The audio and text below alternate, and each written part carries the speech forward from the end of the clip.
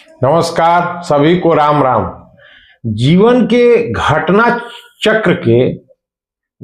चक्र के क्रम को हम फल कहते हैं और उसी को जानने के लिए जो नियमों, सिद्धांतों एवं प्रविधियों से जो हमें परिचित कराता है वही ज्योतिष शास्त्र है। अब आज हम चर्चा करेंगे कि ज्योतिष शास्त्र में जो फल का निर्धारण होता है कितने तरह का होता है और कैसे होता है। ज्योतिष शास्त्र में फल का निर्धारण करने के लिए फल 5 प्रकार का माना गया है। एक सामान्य फल हो गया, एक योग फल हो गया, तीसरा स्वाभाविक फल हो गया, चौथा दशा फल हो गया और 5वां गोचर फल हो गया। तो सामान्य फल हम उसे कहते हैं, सामान्यतः ग्रहों का जो फल सभी जातक ग्रंथों में दिया गया है और उनको 40 प्रकार की स्थिति, युति, दृष्टि, बल, अवस्था आदि के अनुसार किया जाता है।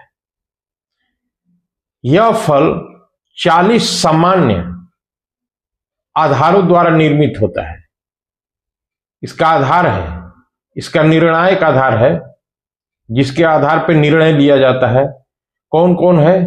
पहला है परमोच्च, माने ग्रह जब परम उच्च का हो, दूसरा ऊंच का हो, तीसरा आरोही हो, चौथा अवरोही हो, 5वां परम नीच हो, 6ठा नीच हो, 7वां मूल त्रिकोण हो, 8वां स्वगृही हो, 9वां मित्र गृही हो, 10वां अति मित्र गृही हो, 11वां समगृही हो, 12वां शत्रु गृही हो, 13 अति शत्रु गृही हो, 14 उच्च नवांश हो, 15 नीच नवांश हो, 16 वर्गोत्तमस्थ हो, 17 शत्रु नवांश हो, 18 शुभ शास्त्यांश हो, 19 पाप षष्ट्यांश हो और 20वां परवातन शस्त्र हो, 21वां क्रूर दृष्कांड हो, 12वां शुभ दृष्कांड हो, 22वां 23वां ऊंचा स्थान में हो,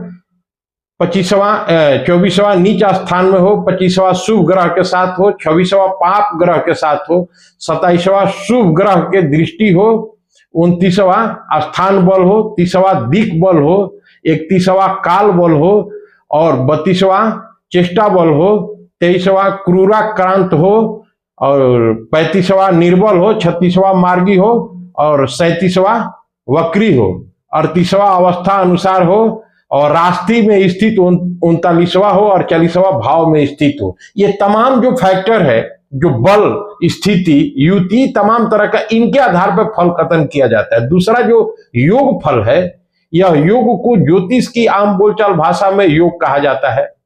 ग्रह योग को यह फल विशेष फल होता है क्योंकि इन योगों का फल उन ग्रहों के दशा या अंतरदशा से मिलते हैं।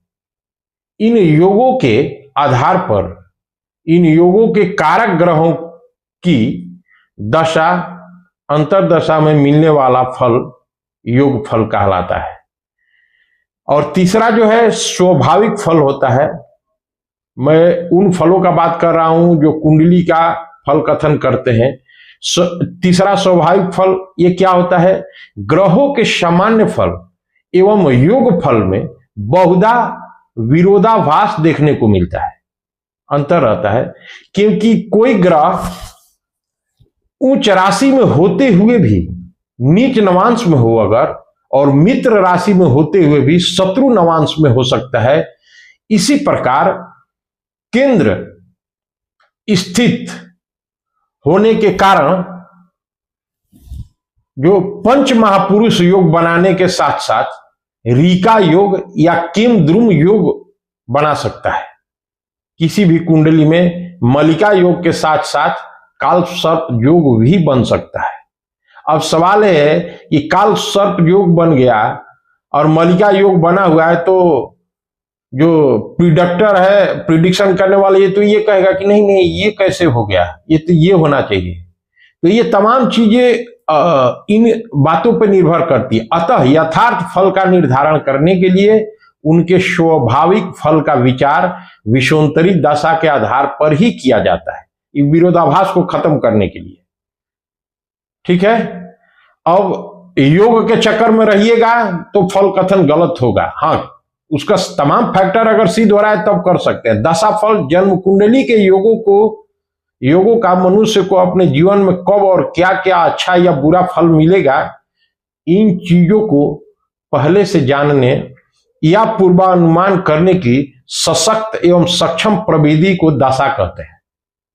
दशा बोले तो महादशा, और दशा अंतरदशा, प्रत्यंतर दशा, सूक्ष्म दशा या प्राण दशा के माध्यम से व्यक्ति के जीवन के घटनाओं का निर्धारण किया जाता है,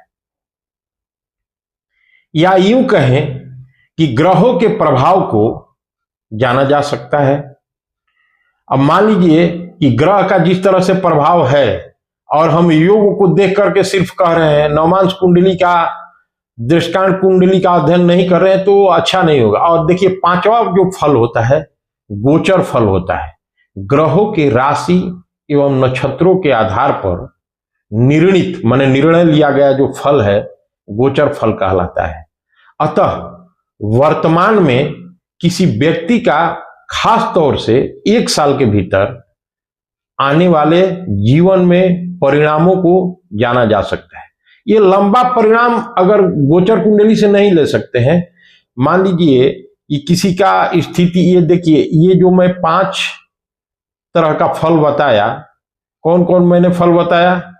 5 तरह का फल कि जीवन के घटनाक्रम में, जैसे एक स्वाभाविक फल हो गया और एक गोचर का विषुंतरी दशा फल हो गया, सामान्य फल हो गया। इस तरह से 5 फल जो है, इन फलों का फल ज्योतिष के अंतर्गत जो फलित ज्योतिष हम लोग है फलित करते हैं वैदिक ज्योतिष में, तो उसके अंतर्गत ये चीजें इन चीजों पर निर्भर करती है।